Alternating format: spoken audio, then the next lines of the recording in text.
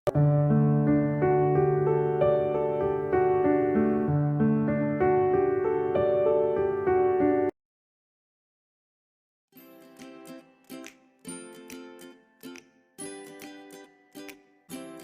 jom kita tengok soalan yang cikgu sediakan. Okey, yang manakah ayat yang diterbitkan melalui proses perluasan? Dia minta proses perluasan. Dia bukan minta pengukuran, bukan minta penyusunan semula perluasan. Jadi yang pertama kita kena pastilah ada tak berlaku perluasan kat sini. Okey, kat sini ada kata hubung tak? Kami diminta berdiri sebelum doa dibaca. Okey, cikgu pernah bagi tahu ya, tipsnya antaranya ialah tengok ada dua kata kerja tak? Sini ada dibaca, berdiri, kata kerja. Sebelum ni ialah kata hubung. Okey, setiap hari abang pulang lewat dari pejabat. Abang pulang lewat dari pejabat setiap hari. Abang pulang lewat setiap hari dari pejabat. Ayat ni sebenarnya telah berlaku penyusunan semula.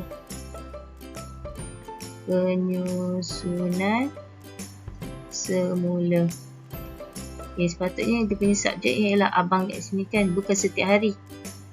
Ini subjek dia. Abang pulang lewat setiap hari dari pejabat. Okey. Kemudian semua buah itu ialah buah-buahan tempatan. Okey, ini ada ialah ni mestilah kata tunggal kan, ayat tunggal. Ayat tunggal. Okay, yang ni harga rumah bertingkat di bandar sangat mahal. Di bandar ni kata ayat pasif ke tak? Ni di ni merujuk kepada kata sendi nama, bukannya imbuhan. Jadi ayat ni bukan ayat pasif. Dan kalau dia ayat pasif, dia akan berlaku melalui proses penyusunan semula. Tapi ni bukan so ini bukan ayat penyusunan semula. Ni bukan. Yang betulnya jawapan di sini ialah A lah sini sebab ada sebelum doa dibaca ni perluasan.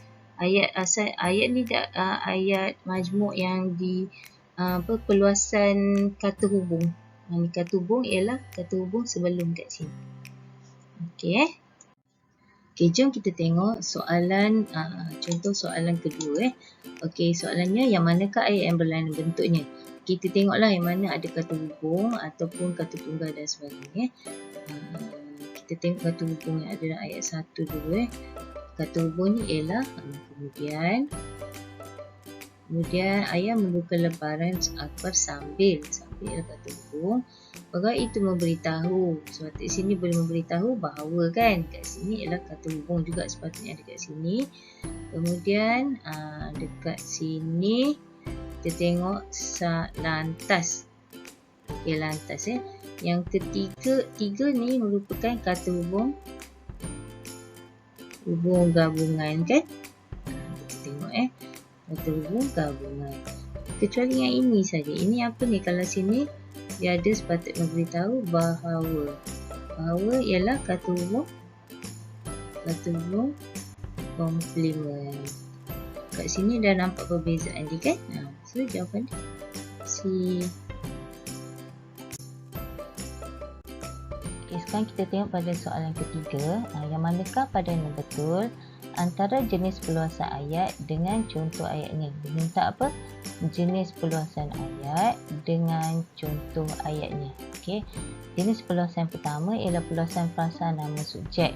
Kita cari yang ada frasa nama subjek. Kita cari dulu frasa nama subjek. Kita tengok. Semua orang tidak tahu mengapa dia menjauhkan diri. Ini betul ke? Sebab ini ada tidak tahu mengapa kan? Macam tak je. Ini sebenarnya apa? Perluasan melalui komplementasi ayat berstruktur ayat penyata dan ayat tanya kan. Ada ayat penyata dan ayat tanya. Ni AMK, ayat majmuk komplement, ayat penyata campur ayat tanya sebenarnya. Sebab ada tidak tahu mengapa kat sini. Nampak ni kan? Okey. Yang Q ni, ini sebenarnya ni 4 ni kan sini. Okey. Kita tengok burung helang yang mengembangkan sayapnya yang lebar itu. Kat sini burung helang. Burung helang ini ialah subjek dalam ayat ni kan. Ini subjek, sini predikat ayat. Jadi yang dikembangkan ialah bahagian predikat. Ini dah tentulah perluasan predikat. Yang ni sebab ada ni. Mengapa ni tadi. Okey. Kemudian meja yang diperbuat daripada kayu jati itu cantik. Yangnya ada di sini. Ini perluasan apa ni? Perluasan bagi ni. Ni perluasan frasa subjek kan. Nampak tak ni? Meja yang diperbuat. Sepatutnya meja meja itu cantik, tapi yang diperluaskan ialah diperluaskan subjek sini. Frasa nama subjek meja ni. Dan kemudian yang keempat, barang-barang dan pakaiannya masih tersusun dengan rapi. Sini yang berlaku proses perluasan ialah kata hubung dan kat sini. Okey. Jadi jawapan dia 1R. Okey, jawapannya ialah B kan? Okey.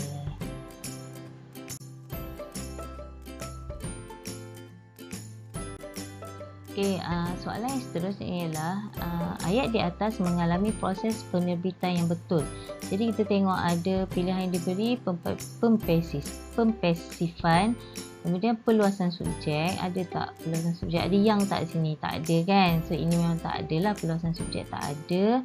Pengguguran unsur predikat. Nanti kita tengok penyongsangan unsur keterangan. Ada berlaku songsang tak? Okey, ayat ni kita tengok. Kepada kakaknya saya jual kemeja T itu. Sekarang kita tengok ada saya, kata nama diikuti dengan kata kerja. Dan tak ada, tiada imbuhan kat sini. Tak ada imbuhan. Kat sini dah nampaklah ada keluar apa. Ayat ni sebenarnya ialah ayat pasif yang telah di ayat pasif. Okey, sebab apa?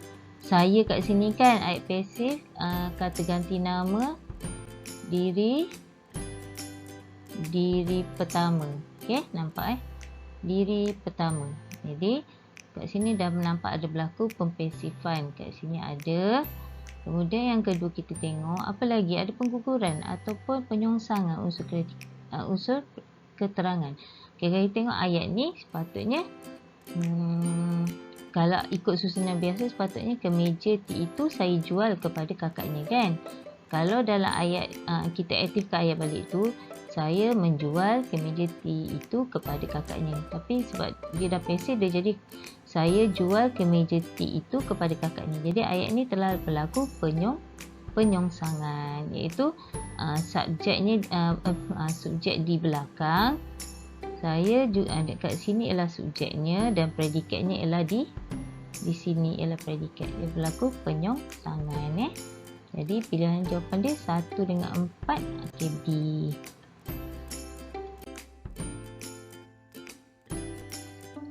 Kita tengok soalan yang kelima. Yang manakah ayat yang tidak mengalami proses pengguguran? Kita tengok yang bila pengguguran, abang membuka pintu lalu keluar. Ayat ni abang membuka pintu, abang keluar. Ayat ni dia jadi dua. Contoh, cikgu bagi satu contoh. Abang membuka pintu ni ayat pertama, abang keluar. Okey, kalau kita tengok ayat ini berlaku pengguguran apa?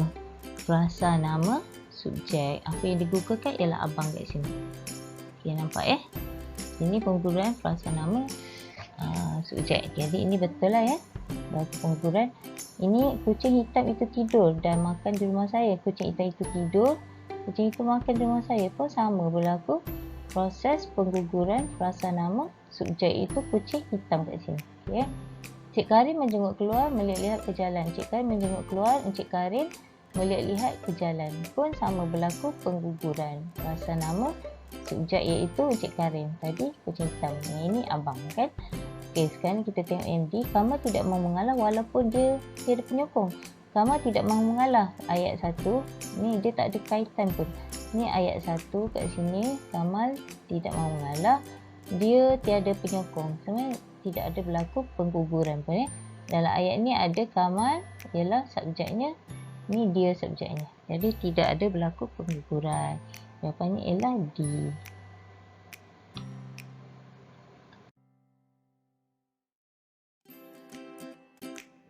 Kita tengok soalan yang berikutnya. Okey, soalannya ialah ayat di atas mengalami proses pendepanan. Okey, proses pendepanan maksudnya berlaku penyusunan semula dari segi ayat ni. Okey, ayat ni ialah belum menamakan pengajian pelajar-pelajar itu. Ayat sepatutnya ayat asal ialah pelajar-pelajar itu belum menamakan pengajian. Pelajar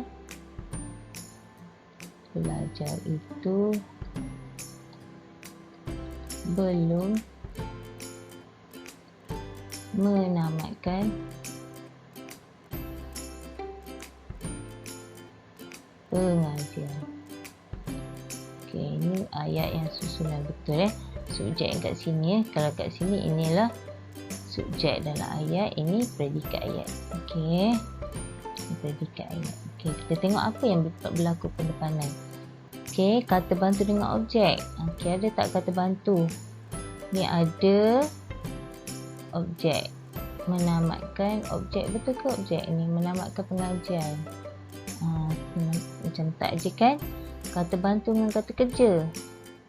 Betul ke kata bantu dengan kata kerja? Kata kerja saja. Ni menamatkan ni kata kerja. Ini kata bantu.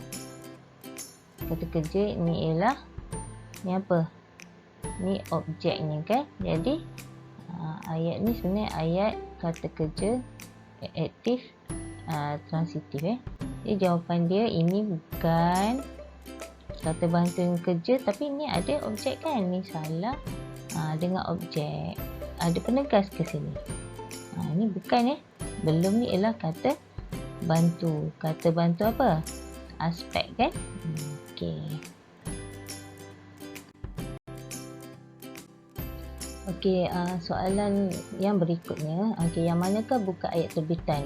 Kamu kena ingat ni ayat terbitan dengan ayat dasar. Kalau ayat dasar dia mesti daripada ayat penyata, tapi ayat terbitan yang diterbitkan daripada ayat dasar tu. Dia boleh jadi dalam bentuk ayat pasif, boleh jadi dalam bentuk songsang, boleh jadi dalam bentuk ayat nafi, boleh jadi dalam ayat majmuk, dan juga mungkin boleh jadi dalam ayat tanya. Kita tengok ayat yang pertama, uang ini kau gunakanlah dahulu. Okay, ada kau gunakan. Kau gunakan. Ingat cikgu selalu pesan, kalau ada kata ganti nama diri, satu atau dua, diikuti dengan kata kerja. Ni kata kerja. Dia mesti ini menunjukkan bahawa ayat ni telah dipasifkan So yang ni betul lah sebab ini ayat pasif. Okay, awak pulanglah sebelum dia sampai. Ayat ni kita tengok awak pulanglah. Awak ni subjek, ini predikat. Nampak ada dua kata kerja. Pulanglah, dia sampai. Ada kata kerja dua kan? Ini sebenarnya ayat majmuk. Okay.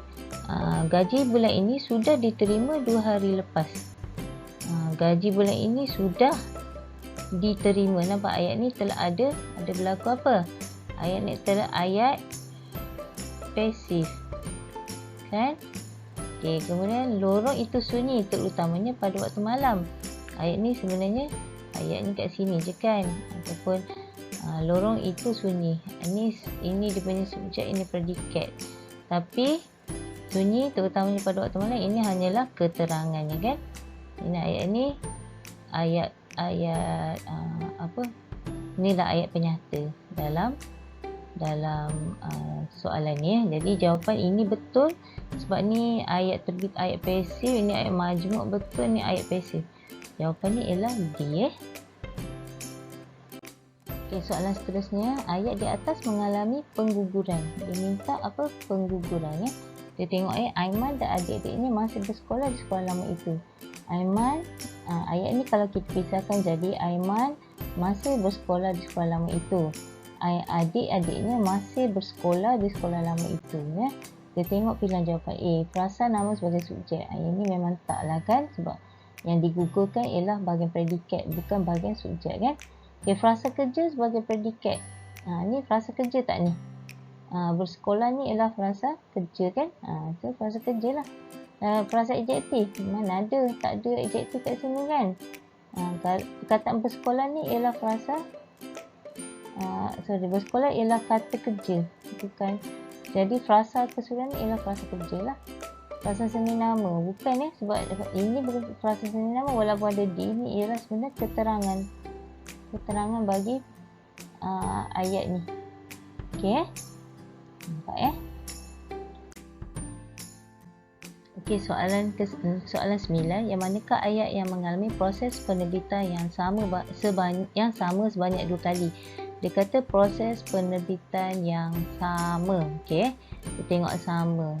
Okey, untuk dengan yang kat sini untuk dia membeli dengan menggunakan wang saya.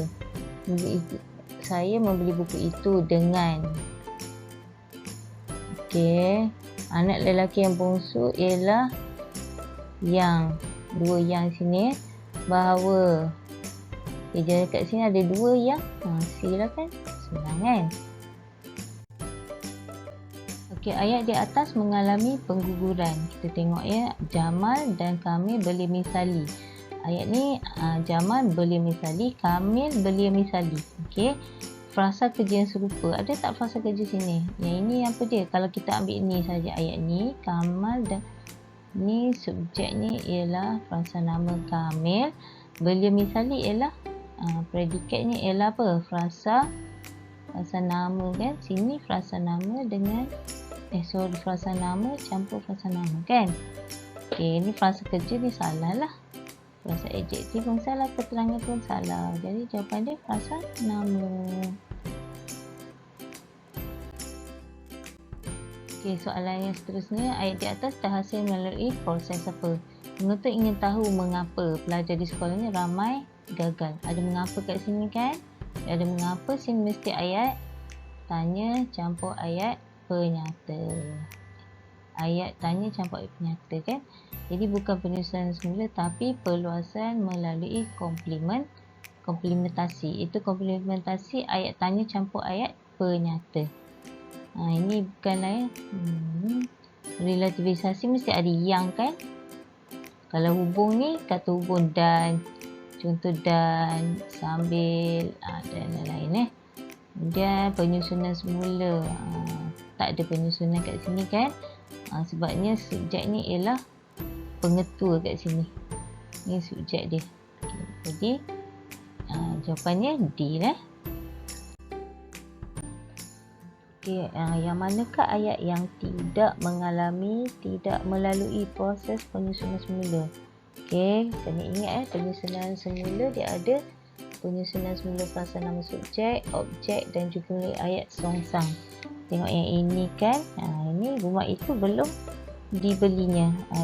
Di kat sini kan, belum dibelinya. Ini tentulah penyusunan semula frasa nama subjek kan, penyusunan semula frasa nama subjek. Ayat ni ada dibelinya ni, ayat songsang kan. Kamu selesaikanlah kerja saya. Sini berlaku apa ni? Selesaikanlah kerja saya. Ayat ni juga berlaku ayat ni ialah ayat pasif kan? Pasif. Ni pun ayat pasif. 2 kat sini ayat pasif. Okey, yang 3, petang semalam hujan amat lebat. Ni nampak tak berlaku apa ayat? Ni ayat songsang. Okey, petang semalam hujan amat lebat. Sebenarnya ayat ni ialah dekat sini. Dia punya ni. Ini subjek dia. Ni predikat dia. Okey. Kemudian yang ini betul lah subjek dia kamu kan. Sini subjek rumah itu. Okay, telefon bimbitnya berdering sejak tadi. Telefon bimbitnya ialah subjek. Ni predikat. Jadi ni tak ada berlaku apa-apa kan. Proses penyusunan semula. Jawapannya D Okey, kita tengok soalan berikutnya. Okey, semua pernyataan tentang bentuk ayat di atas adalah benar kecuali. Okey, ayat ini ialah perkara yang bukan yang kau minta agar saya lakukan. Ingat cikgu kata kalau ada perkataan kata ganti nama diri. Kata ganti nama diri. 1 atau 2. Okey, ni nampak kata-kata nama dia kedua, kau kan. Okey, dia diikuti dengan kata kerja kat sini. Ini dah tentu ayat pasif. Okey, yang kedua kita tengok mana subjek dalam ayat ni. Kau minta agar saya lakukan, ya. Ayat ni dah nampak perkara yang bukan-bukan. Ayat ni dah nampak berlaku penyongsangan, kan. So ayat ni dah berlaku penyongsangan. Ayat ni ayat songsang, ya. Songsang. Kemudian ni betul, ni betul. Okey, agar kat sini. Agar sini kita kena pasti. Ini ayat keterangan ke komplement? Kau minta agar saya lakukan. Agar ni macam cikgu pesan, kalau dia diletakkan di awal atau di hadapan ayat lah, dia akan jadi komplement. Tapi kalau dekat hujung, dia akan jadi keterangan. Ayat ni kita kena susun semula. Okey, kau minta agar saya lakukan perkara yang bukan-bukan, kan. Yang kau minta agar saya lakukan perkara yang bukan-bukan. Jadi kalau kita susun ayat ni ke depan, dia akan jadi kata ni, agar ni ialah kata apa? Kata hubung pancangan apa? Komplement, kan. Jadi maksudnya ayat ni ialah ayat komplement lah, bukan ayat keterangan, ya.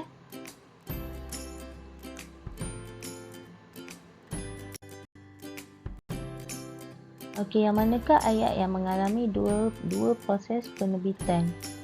Okey, mana-mana proses penerbitan, sama ada pengguguran, perluasan ataupun penyusunan semula. Kita tengok yang pertama, saya bawa kucing saya ke klinik kemarin. Ayat ni ada saya bawa kucing saya ke klinik, saya bawa kucing saya. Ayat ni satu, saya bawa kucing saya. Ayat kedua, saya ke klinik kemarin. Jadi ayat ini ada satu saja, kan, proses penerbitan, iaitu perluasan, kan. Air batu campur itu diminumnya hingga habis. Hingga kat sini. Ini juga ada perluasan, ada satu perluasan gabungan, kan. Burung itu mengembangkan sayapnya lalu terbang. Ini juga perluasan ayat majmuk. Ni gabungan. Ni pun gabungan, Okey. Setelah selesai majlis, semua hadirin diminta beredar. Kat sini ayatnya ialah ayat ni ayat songsang, kan. Ayat songsang. Jadi sepatutnya semua hadirin diminta beredar setelah majlis selesai. Ni semua hadirin diminta beredar. Kat sini sepatutnya bawa ke depan setelah majlis selesai majlis. Dia ayat ni setelah sini ialah kata hubung gabungan juga, kan. Jadi ada dua lah kat sini proses penerbitan. Satu ayat songsang, satu lagi apa? Ayat majmuk. Okey, depan dia. Kita tengok soalan berikutnya. Ayat yang manakah yang menepati maklumat di atas? Maklumatnya ialah tidak mengalami perluasan dan penerbitan. Tidak. Klausa tak bebas. Tidak mengalami penggunaan. Maksud ini dia minta ayat apa? Ayat tunggal. Okey, kita tengok mana ayat tunggal. Pelakon drama itu gadis dari utara. Okay, kita tengok dari. Dari sini ada tak? Dia kata hubung ke bukan? Okay, yang B, dan. Kemudian yang. Dengan sabar. Dengan ada, sabar pun ada, kan? Dengan ni ialah kata hubung keterangan. Ini kata hubung gabungan. Yang ialah kata hubung relatif. Dan kata hubung gabungan dari. Dari ni ialah kata sendi nama, kan? Ini jawapan dia A.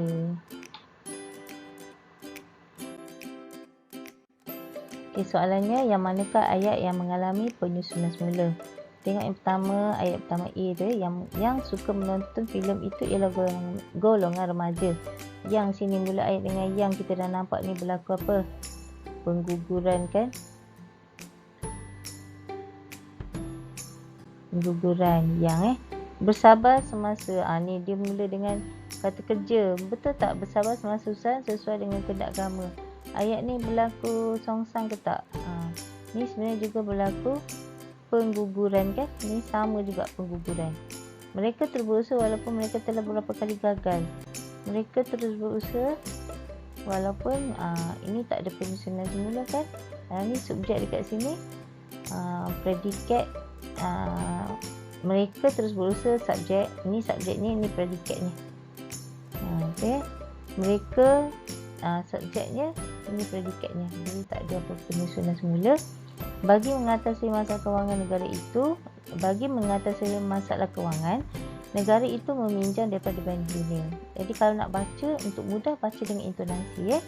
Jadi kalau kita mula berkaitan dengan bagi kat sini, ayat ni kita boleh songsangkan balik kan? Maksudnya dekat sini. Negara itu dekat sini. Negara itu meminjam daripada Bank Dunia bagi mengatasi masalah kewangan. Okey. Jadi jawapannya ialah D.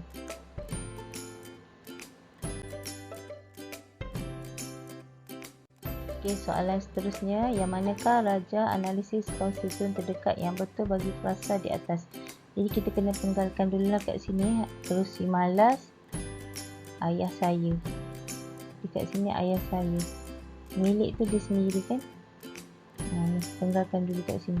Jadi kerusi malas ni dia mesti digabungkan. Ayah saya mesti gabungkan. Yang ini dia mesti hujung sekali. Milik ni milik siapa? Milik ayah saya kan? Milik ayah saya kat sini. Okay, jawapan dia, kita tengok yang kerusi malas milik ayah. Ni dah salah lah. Kerusi malas ni betul, ni milik dia betul, ayah saya betul, ni betul. Tapi kita tengok kat sini, betul tak? Ni tak betul ni. Kerusi malas milik. Tak boleh kerusi malas milik ayah saya. Ini paling rapat dengan sini. Ini paling hampir dengan sini. Jadi kerusi malas ni betul, ayah saya ni betul, milik. Ni milik ayah saya kan? Itu. Okey, kemudian kerusi malas ini memang dah salah lah ya. Jadi yang mana paling hampir? Ini ke ini? Susunan dia. Ini sebab kerusi malas milik ayah saya itu, dia akan jadi sebutan dia macam tu. Kerusi malas milik. Tak boleh lah ya. Kerusi malas milik ayah saya itu.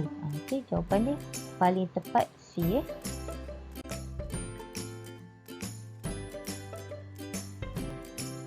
Kita tengok soalan yang berikutnya. Frasa yang manakah yang menempati analisis raja konstituen terdekat di atas?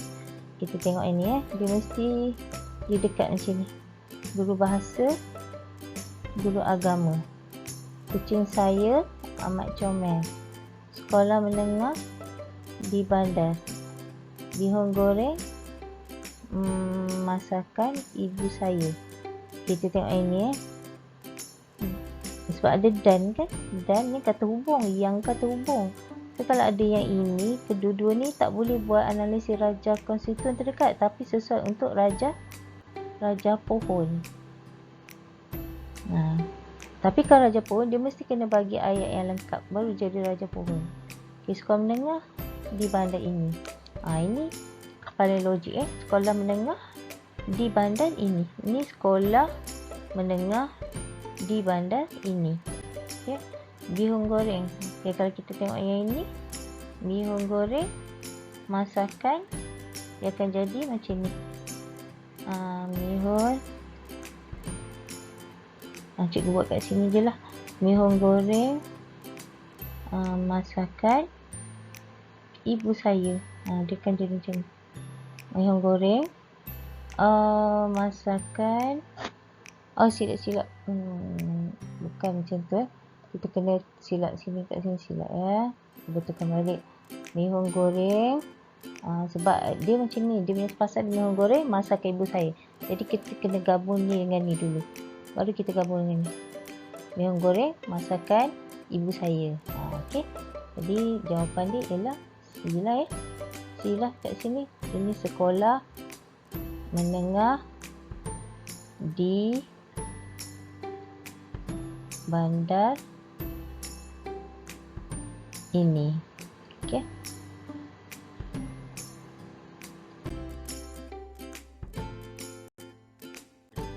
Kita tengok soalan yang berikutnya, iaitu soalan Raja Pohon. Yang manakah ayat yang boleh menduduki rumus pada Raja Pohon di bawah? Okey, kita tengok ni. Ni ada subjek, ada predikat. Okey, kita tengok sini ada 1, 2, 3, 4, 5, 6, 7, 8. Dia mesti ada 8 perkataan. Kalau tak cukup 8 tu bukan jawapan. 1, 2, 3, 4, 5, 6, 7, 8. Okey, ni boleh jadi jawapan. 1, 2, 3, 4, 5, 6, 7. Ni dah bukan jawapan. 1, 2, 3, 4, 5, 6, 7, 8. Ni boleh jadi jawapan.